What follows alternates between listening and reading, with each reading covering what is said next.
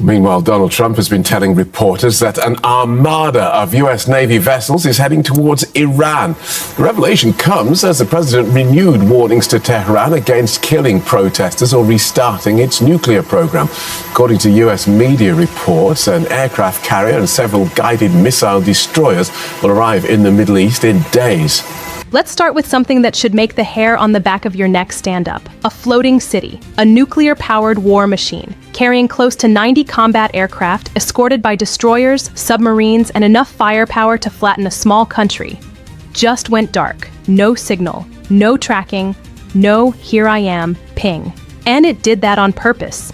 The USS Abraham Lincoln, one of the most powerful weapons ever built by humans, switched off its transponder while moving toward the Middle East. That is not an accident. That is not a glitch. And that is definitely not routine. When a 100,000-ton aircraft carrier disappears from public tracking systems, the message isn't subtle. It's loud, it's clear, and it says, "Stop watching. We're done being seen." Now pause for a second and really think about that. Commercial ships don't do this, cruise liners don't do this, even warships don't do this unless something serious is coming next. This carrier had already crossed critical waterways, passed through choke points, entered strategic zones, and then, once positioning mattered, it vanished. That's called operational silence. And militaries only go silent when they're trying to avoid detection before action. So before we even talk about Iran, Trump, protests, bombers, or geopolitics, understand this. Something shifted the moment that carrier went dark, and the world noticed. Now you might hear officials say, "Oh, this is routine, just deterrence, just flexibility." Sure, and when someone says it's nothing, that's usually when it's something. This carrier wasn't supposed to be here. The Abraham Lincoln was operating in the Indo-Pacific. Different mission, different priority, different chessboard. Then suddenly, pivot. Satellite imagery shows it turning west. Tracking data confirms it leaving its original theater, and Pentagon orders quietly redirect it toward the Middle East. That doesn't happen unless the White House wants options on the table. Big options, the kind you don't reverse easily. Let's break down what's moving because the hardware tells the story better than any press briefing. This isn't just a ship, it's a mobile air force. On board, stealth fighters designed to slip past radar electronic warfare aircraft that blind enemy defenses, early warning planes that see everything in the sky. Helicopters hunting submarines below the surface, command and control systems tying the whole war together. And that's just what's visible. Because trailing behind a carrier like this is usually something else, something you're not supposed to know about. A fast attack nuclear submarine. Nobody confirms it, nobody denies it. That's the point. But if history is any guide, there's a silent hunter down there carrying cruise missiles that can strike from hundreds of miles away without warning. So when people ask, "Is this serious?" ask yourself this instead. Why assemble the exact toolkit required to dismantle a country's air defenses if you're not at least considering using it? Now let's talk about timing, because militaries are obsessed with it. Analysts estimate this carrier group is 3 to 5 days from the central Middle East theater. That lines up almost perfectly with bombers staging at long-range bases, fighters forward deploying into Jordan, tanker aircraft moving into refueling positions, cargo planes flooding regional bases. That's not coincidence. That's choreography. Think of it like a symphony. You don't tune the violins after the music starts. You get everything in place before the first note.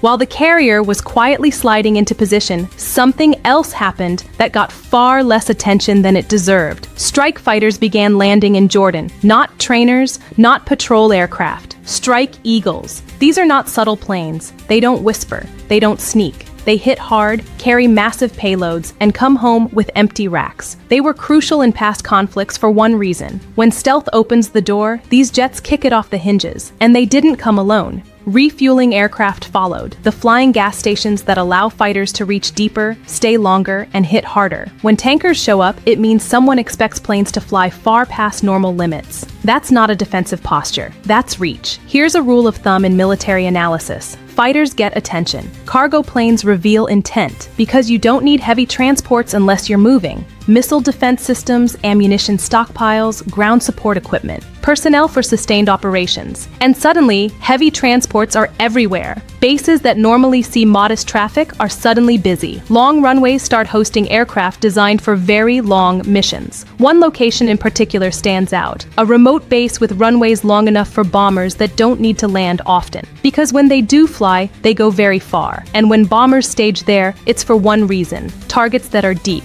hardened, buried. Let's be very clear about something. What's assembling here is not a limited response package. This is not a symbolic strike, a one-night operation, a message delivery. This is full-spectrum preparation, the kind that planners only recommend when leaders say, if we do this, we want it decisive. And that lines up with something else we've heard, quietly but repeatedly. The White House doesn't want another endless war. They want something fast, overwhelming, crippling, which, historically, means hitting hard before the other side can react properly. Iran has seen this movie before. They know what pre-strike conditions look like.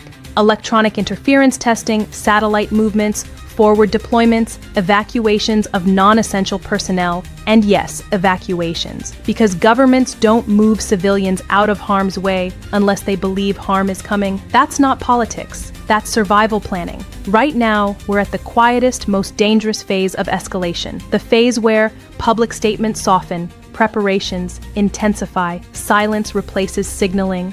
It's the calm where everything looks fine, right before something very loud happens. And if you think all of this is just coincidence, ask yourself one last question. Why does every single piece of this puzzle point in the same direction? If you were hoping this was just another show of force, a little chest thumping before everyone calms down, because what's happening now isn't preparation for a single dramatic night of bombing, it's preparation for something far heavier. Quiet directives from U.S. Central Command point to round-the-clock operational readiness for at least a month. That phrase alone changes everything. Militaries don't plan 24/7 coverage for 30 days unless they expect sustained combat. That's not in and out. That's not send a message. That's a campaign. And campaigns are designed to break systems, not just scare leaders. Let's strip away the jargon and talk plainly. A sustained operation means continuous air patrols, persistent electronic warfare, repeated strike cycles, logistics chains running non-stop, missile defense fully manned every hour. In other words, this isn't about one target. It's about many targets over time. Not just nuclear sites, but command centers, missile depots, naval facilities, proxy supply routes, and the infrastructure that keeps the whole machine running. That's the kind of pressure meant to paralyze, not poke. And that's where the menu of options starts to look uncomfortable. On paper, the options look neat. Hit internal security forces responsible for crushing protests, target elite paramilitary units, take out missile launch sites, go after leadership compounds, strike nuclear facilities, or do all of it at once.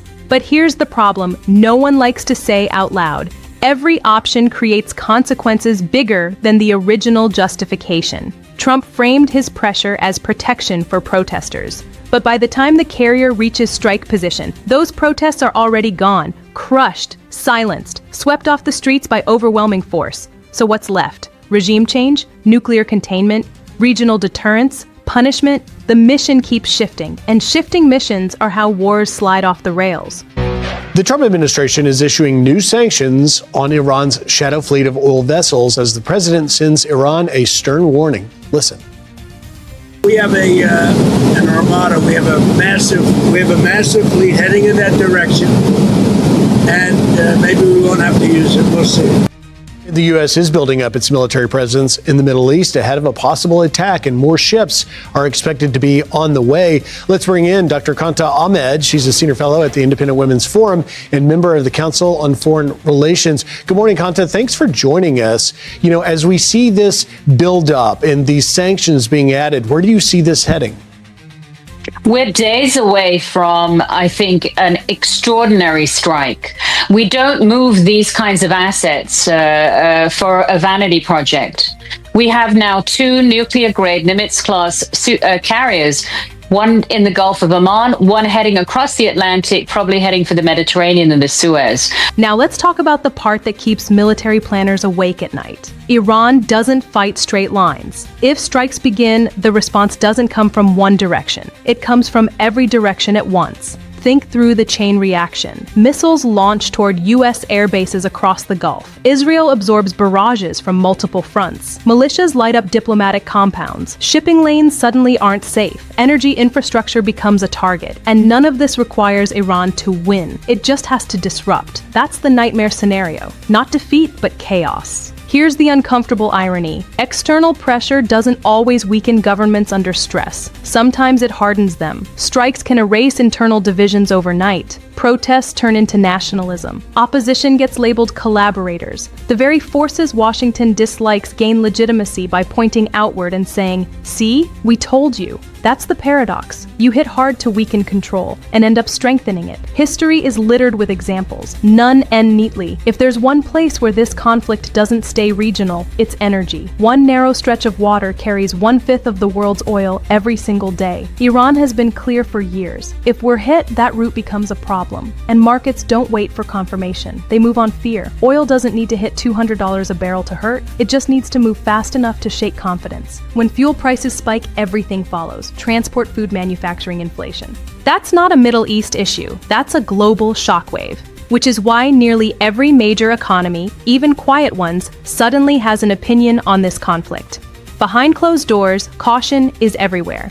Regional partners don't want their cities turned into missile targets. European capitals don't want energy shocks. And major powers have made it clear they see escalation as reckless, not righteous. That doesn't stop preparations, but it adds pressure. And pressure is why this buildup is happening so fast. Because once all these assets are in place, the temptation to use them becomes very real. This isn't just about Iran. Every movement sends a signal far beyond the Middle East. Moving multiple carrier groups across oceans in days isn't just readiness. It's a demonstration. A message that says, we can concentrate overwhelming force anywhere, fast. That message isn't aimed at Tehran alone. It's heard in Beijing, it's noted in Moscow, and it's meant to remind everyone that geography doesn't protect you from power projection. That's deterrence, not with words, but with logistics. While the world speculates, Iran isn't guessing. They're preparing. Air defenses on full alert, missile units dispersing command bunkers, sealing internet restrictions, tightening proxies, waiting for instructions.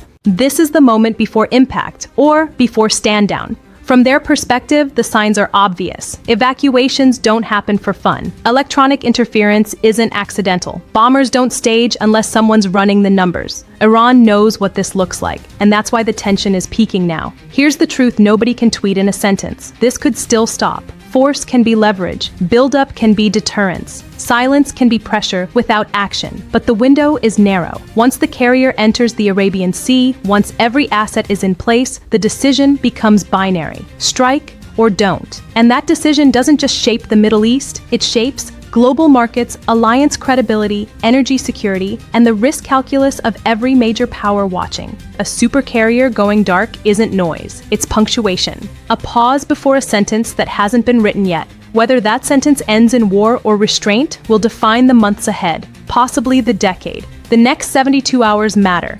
Now I want to hear from you. Do you think this ends in strikes, or does it remain a high-stakes standoff? Is this deterrence, or the opening move of a war no one can contain? Drop your thoughts in the comments. If this analysis helped you understand what's really happening, like the video, and subscribe to the channel so you don't miss what comes next, because this story is far from over.